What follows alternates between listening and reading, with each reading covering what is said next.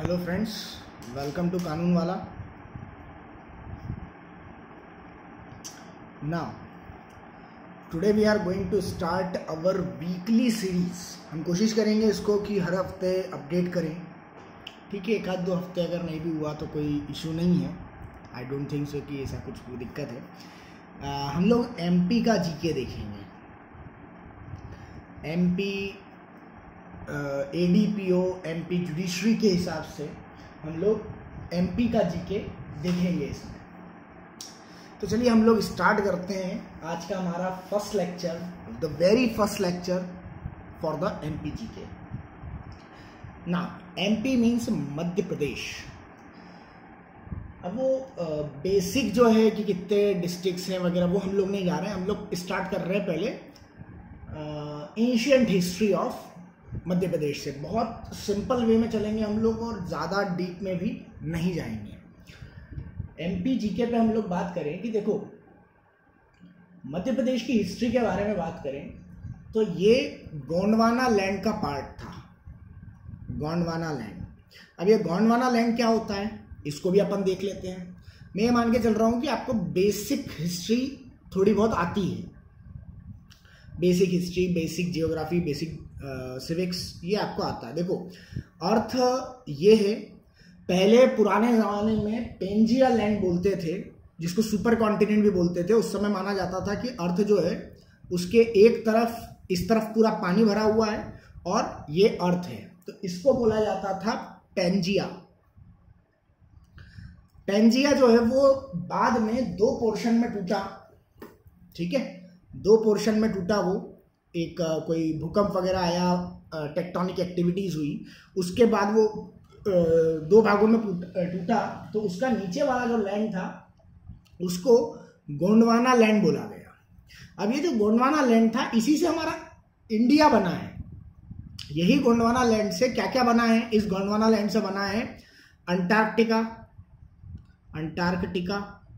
इसी से बना है साउथ अमेरिका. इसी से बना है south Africa, AFRICA Africa, India और ऑस्ट्रेलिया. डन. इतना सब चीजें इसी से बनी है. वो फिर हम लोग जियोग्राफी के उस पोर्शन पे नहीं जा रहे हैं. फिलहाल हम लोग ये बात कर रहे हैं कि गोंडवाना लैंड से ही के समय से ही यहाँ पर गोंड ट्राइब रह रही थी जो कि आज भी इनहेबिटेट करती है और इसी के कारण इसको गोंडवाना लैंड बोला गया. ये कब की बात है, ये है 300 मिलियंस ईयर्स एगो की. ना अब हम आते हैं प्री हिस्टोरिक इरा पे. ना प्री हिस्टोरिक इरा की अगर हम लोग बात करें, प्री हिस्टोरिक इरा की अगर हम बात करें तो प्री हिस्टोरिक इरा में हमको भोपाल के आसपास, रायसेन के आसपास, हंडिया होशंगाबाद डिस्ट्रिक्ट में आता है. फिर जैसे इस तरफ आता है भीमबेटका, फिर सागर के आसपास. यहाँ पर हमको कई स्टोन्स के टूल्स मिलते हैं जो कि इन लोगों के द्वारा, जो ट्राइबल पीपल्स थे उनके द्वारा यूज किए जाते थे फॉर द हंटिंग, शिकार करने के लिए. और हमको रॉक पेंटिंग्स वगैरह वो सब भी यहाँ पर देखने को मिलती है. ये बेसिकली जो इनहेबिटेट करते थे मतलब जहाँ रहते थे, ये या तो केव्स में रहते थे और या फिर नदी के किनारे इनके घर हुआ करते थे और हंटिंग करके ये लोग अपना पेट वगैरह भरते थे. नाउ हम बात करें कैल्कोलिथिक कल्चर की. कैल्कोलिथिक मतलब अपन हिंदी में बोलेंगे ताम्र युग. युग बोल दें या ताम्र इरा बोल दें. ताम्र मतलब तांबा. जब इन लोगों ने तांबा वगैरह कर लिया था, कॉपर वगैरह. तो हम बात करें कि अब ये लोग लगभग 2000 BC में, BC मतलब बिफोर क्रिस्ट, 2000 BC के लगभग ये लोग, जब अपन बात करें कॉन्टेम्पोररी कॉन्टेम्पररी मतलब समकालीन, ताम्र युग के समकालीन रहते हुए contemporary to the Harappan civilization. Harappan civilization जो कि पाकिस्तान में था, उसके सिविलाइजेशन के लगभग उसी समय में अगर हम बात करें तो हमको महेश्वर के अलावा हम बात करें तो उज्जैन के नागदा वहां पर एक प्लेस है, जंक्शन है नागदा उज्जैन में। फिर हम सागर की बात करें तो सागर के ईरान में।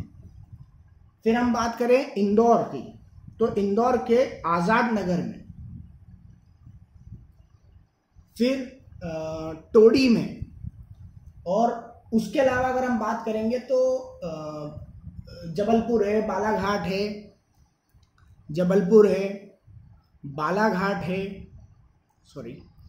बालाघाट, इन सभी प्लेसेस पे हमको तांबे की बनी हुई टूल्स, पॉटरी, यूटेंसिल्स वगैरह, कुछ मोती वगैरह, उनके बर्तन वगैरह बने हुए, ये हमको सब वहाँ पर देखने को मिलता है। इसके अलावा वो लोग, हमको ये भी प्रूफ मिलते हैं कि वो लोग एग्रीकल्चर के अलावा पॉटरी वगैरह बनाने का काम, टूल्स वगैरह बनाने का काम, अपने बर्तन ऐसे बनाते थे जिससे वो एग्रीकल्चर जो भी प्रोड्यूस करें उसको स्टोर करने का काम, ये सब चीज़ें वो लोग करते थे। इसके अलावा हमको डोमेस्टिकेशन ऑफ एनिमल्स के भी प्रूफ मिले हैं। उन लोगों ने सबसे पहला जो जानवर पाला था वो कुत्ता था, डॉग, तो वो उसके हमको प्रूफ भी मिले हैं। और इवन हमको ये प्रूफ भी मिलते हैं कि कुछ उनके फॉरेन रिलेशंस भी थे, फॉरेन मिनिस्ट्री भी होती थी उस समय। किस किस देशों से मिले हमको? ईरान और बलूचिस्तान से। बलूचिस्तान कहाँ है? पाकिस्तान में। वहां से भी हमको कुछ प्रूफ मिलते हैं कि यहाँ इन लोगों के रिलेशंस वहां पर थे। हाँ, अब हम लोग बात करें तो हम लोग देखते हैं आर्यंस के बारे में। Now what is the meaning of Aryan? सबसे पहले हम स्टार्टिंग यहां से करते हैं। आर्यन क्या थे? आर्यन का बेसिकली मीनिंग होता है फॉरेनर्स, ठीक है, फॉरेनर्स। जब चूंकि इंडिया जो सबकॉन्टिनेंट था उस पर अपन ने बात करी, जैसे गोंडवाना लैंड का पार्ट था और गोंड जाति पहले से वहां पर रह रही थी। तो गोंड जाति जब पहले से वहां पर रह रही थी तो जो हड़प्पा और मोहनजोदाड़ो से इस तरफ आए थे, ये लोग आके कहाँ बसे थे? मोहनजोदाड़ो जब खत्म हुआ था, खराब हो गया था वहां से, तो ये आके बस गए थे बनारस, वाराणसी, उत्तर प्रदेश। और उसके बाद ये लोग मध्य प्रदेश के खरगोन तरफ, या अपन बोलते हैं महाराष्ट्र बॉर्डर पे, उस तरफ ये लोग आए थे। और कई जगह हमको, कई बुक्स में ये मिलता है, कई हिस्टोरियंस ने क्लेम किया है कि यहां पर उन्होंने चावल उगाने की कोशिश करी थी पर उगा नहीं था ना। तो हम बात करें कि जो आर्यंस थे उनके आने के कारण जो एमपी का एरिया था वो बहुत ज्यादा पॉपुलेटेड हो गया था, बहुत ज्यादा पॉपुलेशन हो गई थी यहाँ पे। अब इंडिया का भी पॉपुलेशन हुई थी, थिकली पॉपुलेशन एमपी की भी हो गई थी। और ये जो आर्यंस थे ये मोस्टली रिसाइड करा था मालवा प्लेटू पे। मालवा प्लेटू पे इन्होंने बेसिकली रिसाइड किया था। मैंने ही बोला ना कि मालवा प्लेटू के नीचे इन्होंने चावल उगाने की कोशिश करी थी। तो ये मालवा प्लेटू वाले इलाके में लोग रहे। अब अगर अपन नियोलिथिक पीरियड की बात करें, नियोलिथिक, होपफुली आप लोगों को पता होगा नियोलिथिक पीरियड क्या होता है ना। नियोलिथिक पीरियड की बात करें तो मालवा जो था वो बहुत पावरफुल बन गया था सेंट्रल इंडिया का, और इसको बसाया था अवंती ने। अवंती डायनेस्टी जो थी उसने बसाया था, जिसकी कैपिटल क्या थी? उज्जैन। उज्जैन का पुराना नाम अवंतिका। तो अवंती में इसको बसाया गया था। ये मालवा जो डायनेस्टी थी वो बेसिकली मालवा प्लेटू के वेस्टर्न पोर्शन में बसी हुई थी कैपिटल।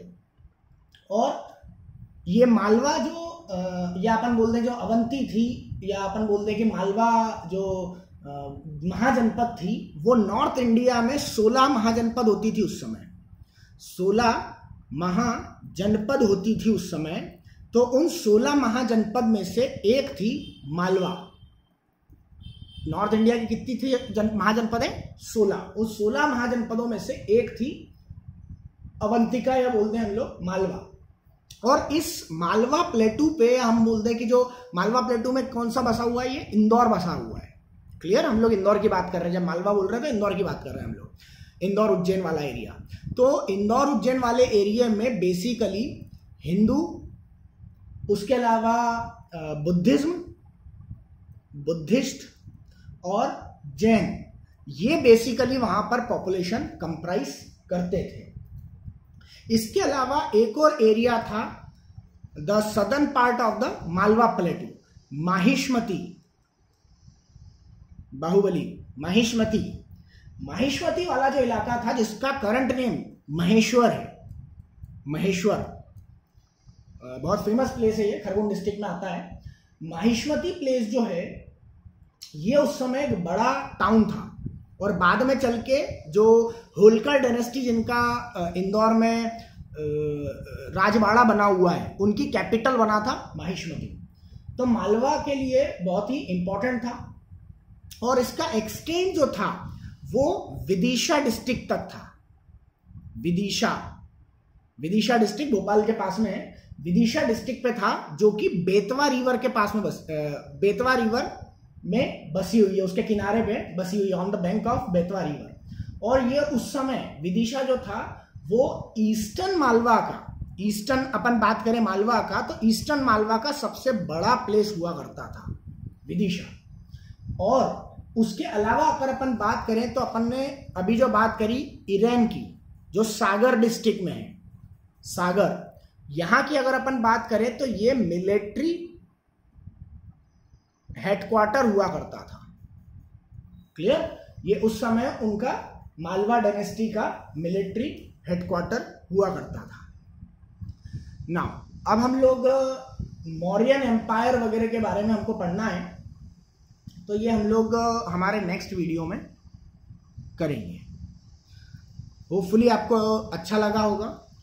हम लोग बिल्कुल बेसिक में चलेंगे, और जो एमसीक्यूज आते हैं नॉर्मली उसी पे हम लोग रहेंगे, क्योंकि हमको एमपी में एमसीक्यू बेसिस पर ही एग्जाम देना है।